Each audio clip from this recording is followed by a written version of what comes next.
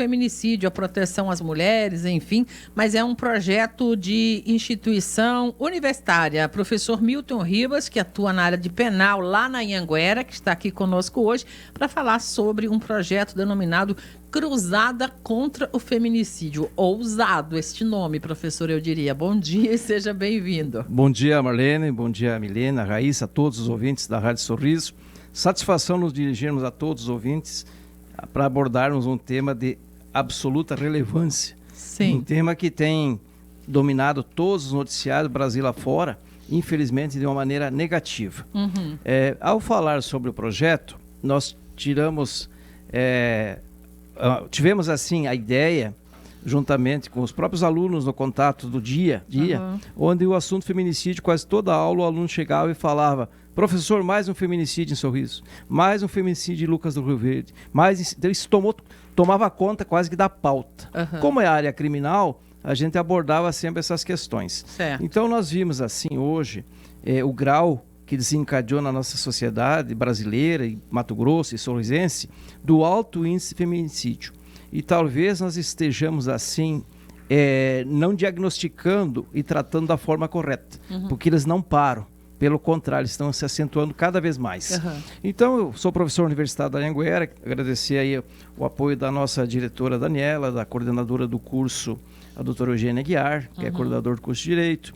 Está se somando a esse nosso trabalho a minha esposa, Maria Jossi, que é advogada, a doutora Yasmin Carvalho também é advogada, a doutora Débora. Enfim, ele está nascendo da nossa iniciativa, mas com apoio institucional da universidade. Perfeito. E a gente não quer de maneira nenhuma, Marlene e demais ouvintes, ser assim o dono da verdade. Pelo contrário, o nosso grau de preocupação é tão grande que nós queremos conclamar a todas as universidades de Sorriso, principalmente aqueles que podem contribuir para que se faça um estudo. Se nós não podemos, daqui de Sorriso, resolver os problemas do Mato Grosso e do Brasil, pelo menos amenizar a nossa situação. Muito bem, a gente conversava, como eu disse antes, hoje aqui no programa ainda, com a delegada que é responsável pelo Núcleo da Mulher, a doutora Laíssa Crisóstomo, e ela dizia da sua preocupação da equipe lá, inclusive, com a conscientização em relação ao tema, que não é o feminicídio, é o fecho, geralmente, de um período de violência que essas vítimas acabam vivendo em suas vidas. Então, vou perguntar ao senhor, esse projeto começa em que ponto desse caminho e o que ele pretende realizar efetivamente, professor? Marlene, na verdade, a gente sabe que é um trabalho formiguinha diante de um contexto tão grande. Mas nós não vamos combater o feminicídio se nós não tratarmos os assuntos e os aspectos criminológicos. Por quê? Nós temos 3 fases do crime. Nós temos o crime propriamente dito, nós temos aí a ação do poder público estadual e municipal, que são as políticas de segurança criminal e o direito penal. Nós estamos pulando etapa e por isso que nós não estamos diminuindo o feminicídio. O senhor fala nós, a sociedade. Nós enquanto sociedade. Sim. Né? Então, o que precisa ser feito? São várias frentes. Com certeza nós precisaríamos 2 dias para nós explicar, mas assim, basicamente, Sim. Estudar a ocorrência do crime, ou seja, o crime, a vítima, o criminoso e os aspectos sociais. Que levou a isso. Que levou a isso, porque nós não estamos combatendo isso. As forças de segurança, elas fazem o papel constitucional zelando pelo bem-estar e a segurança da população.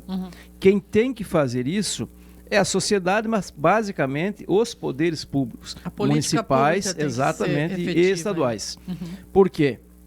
Se nós trabalharmos na educação, que é a base do nosso país, nós trabalharmos os meninos, que serão os homens do futuro, já são os pequenos homenzinhos, eles vão ter que desenvolver educativamente, o apreço pela mãe, pela irmã.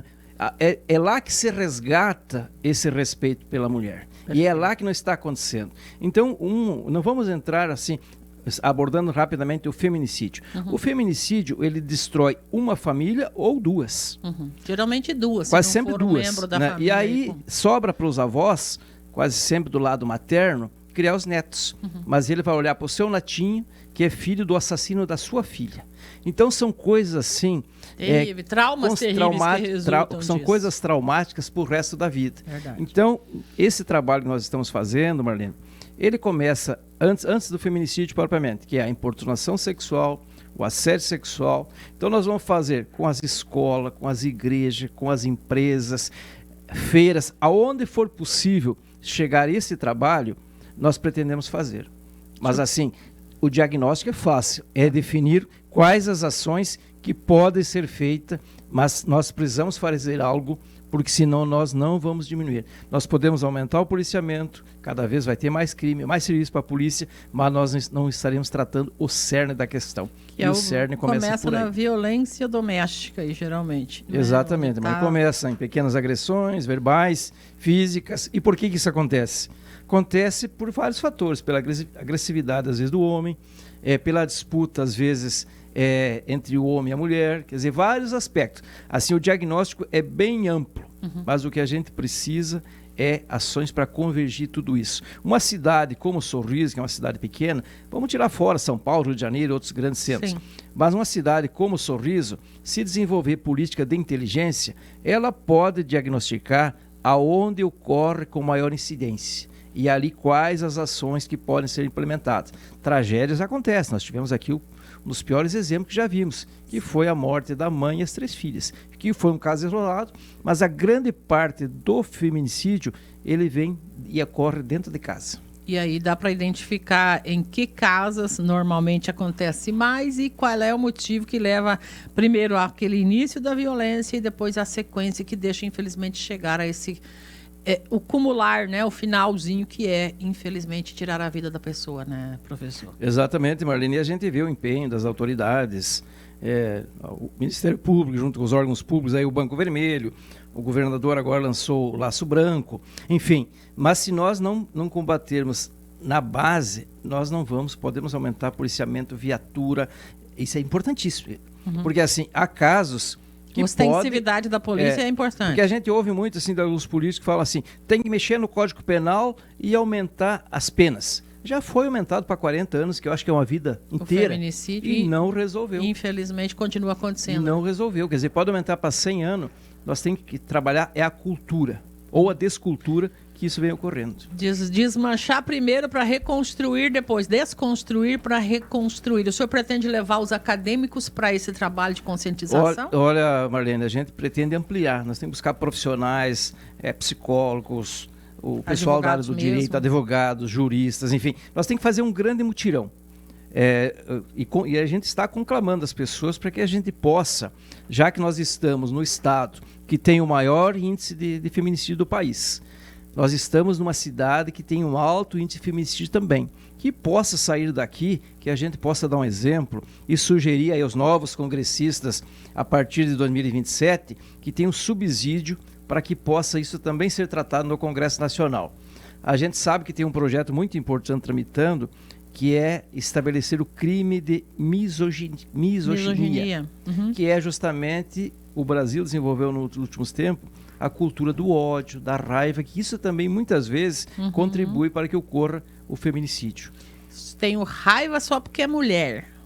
Exatamente. Tem muito homem arrepiando o pelo. Até eu estava comentando com o professor aqui, professor que foi inclusive meu colega há um tempo atrás, agora está professor na instituição onde eu continuo estudando no curso de Direito, né, professor? É importante a gente abordar os temas, mas cada vez que a gente fala sobre a violência doméstica aqui, alguém no Fala Cidadão vem com coisas, e quando é a mulher que agride? Vai na delegacia, né? Não é cultura de violência contra os homens, muito pelo contrário, o objetivo é pacificar tudo, né, professor?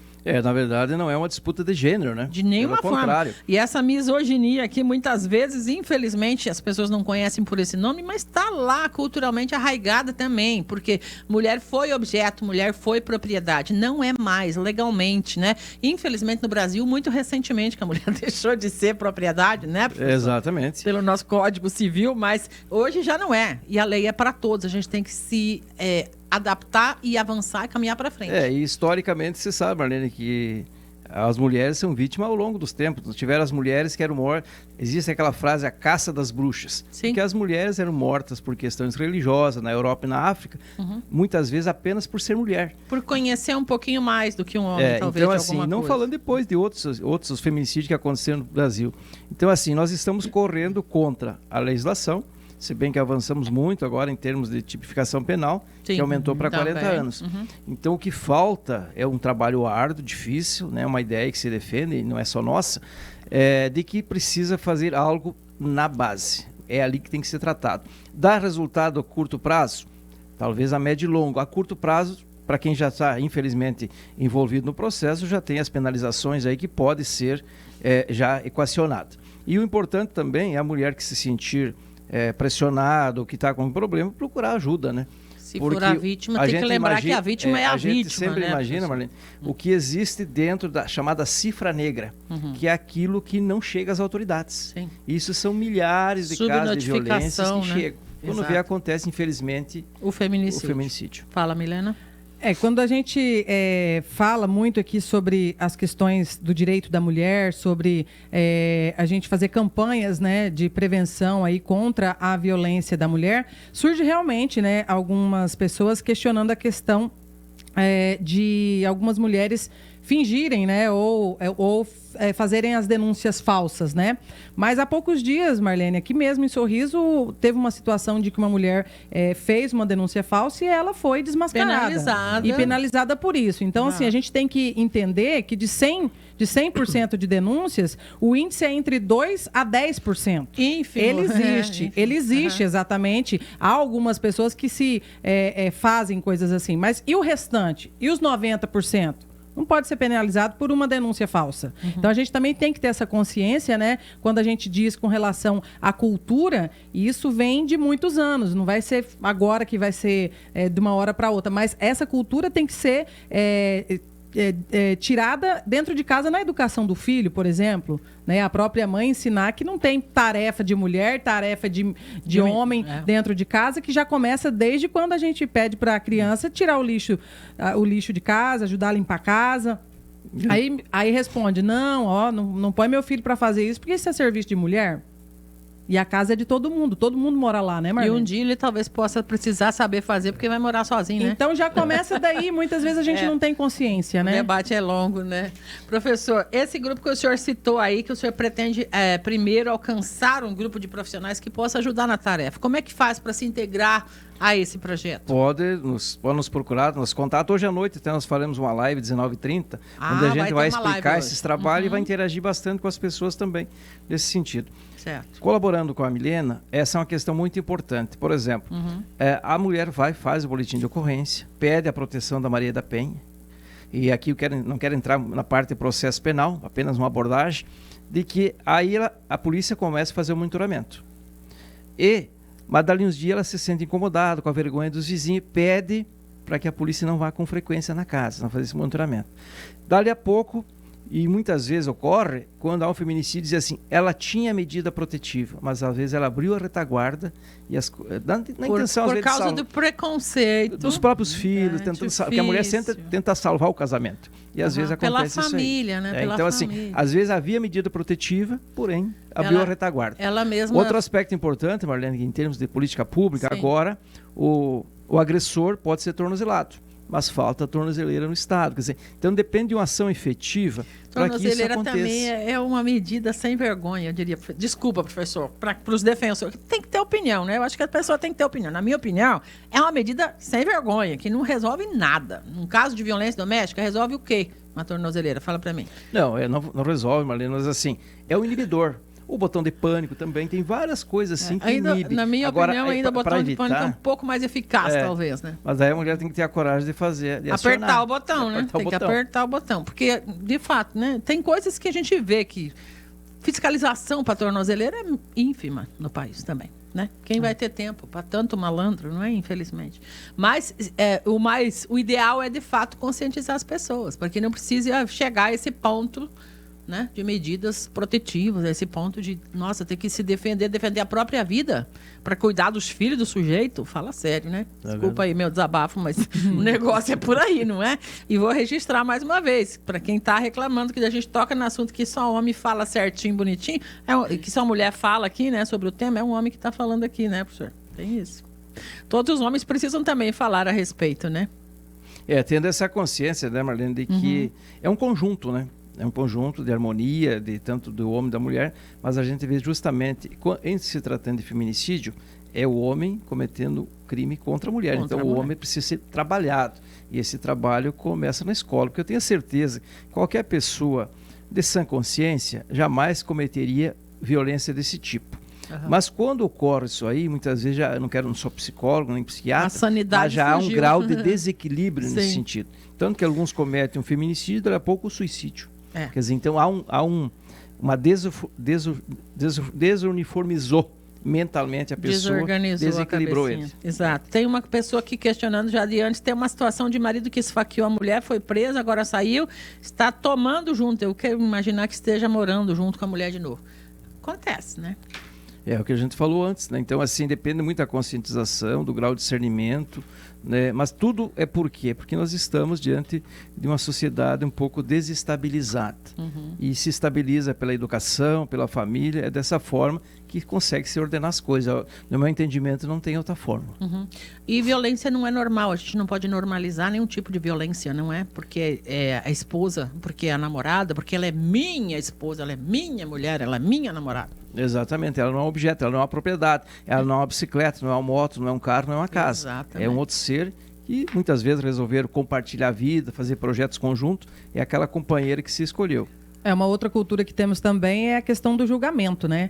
O que a Marlene acabou de falar com relação a uma pessoa que mandou a mensagem aí dizendo que a mulher foi agredida e o cara foi preso, voltou com o agressor. Tem várias situações que fazem com que a vítima volte a se relacionar com o agressor, inclusive dependência financeira, dependência emocional e até mesmo ameaça, né?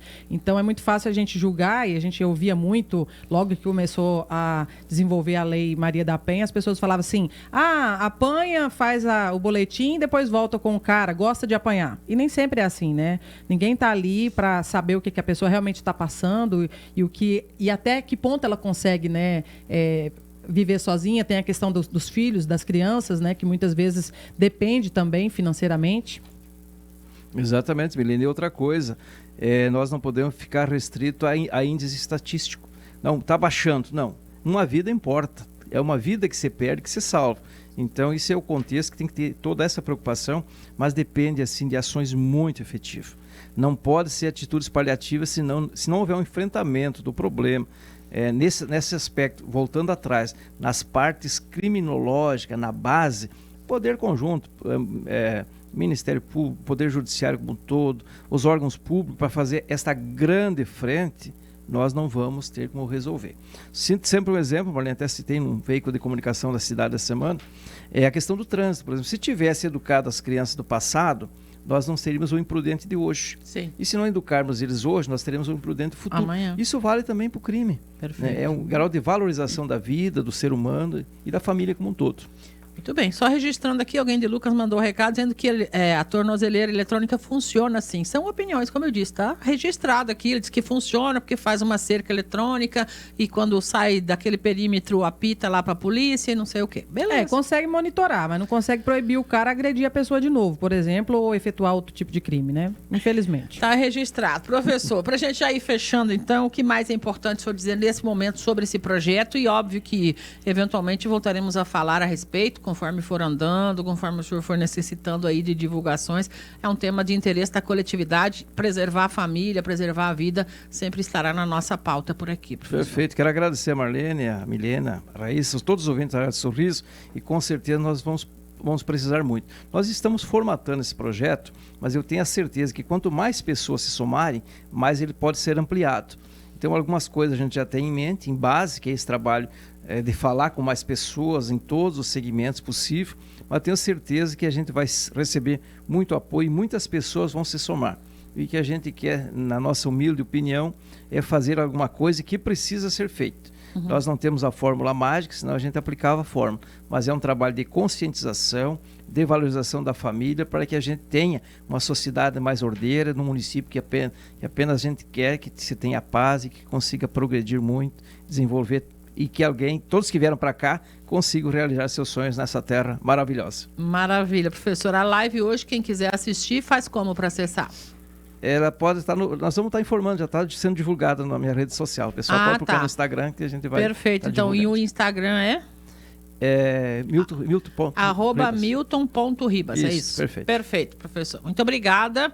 Um abraço à equipe Anhanguera lá, querida professora Eugênia, nossa coordenadora, né? Sempre importante esse tipo de ação. E os estudantes, com certeza, os acadêmicos vão abraçar a causa, né? Obrigado, professor. Obrigado, Marlene. Mais uma vez, desejar a todos os ouvintes aí um feliz ano novo, feliz Natal, feliz ano novo. Que tenhamos aí um final de notícias boas, que essas notícias ruins cada vez vão se distanciando mais. Amém. Grande abraço a todos, um bom dia, fiquem com Deus.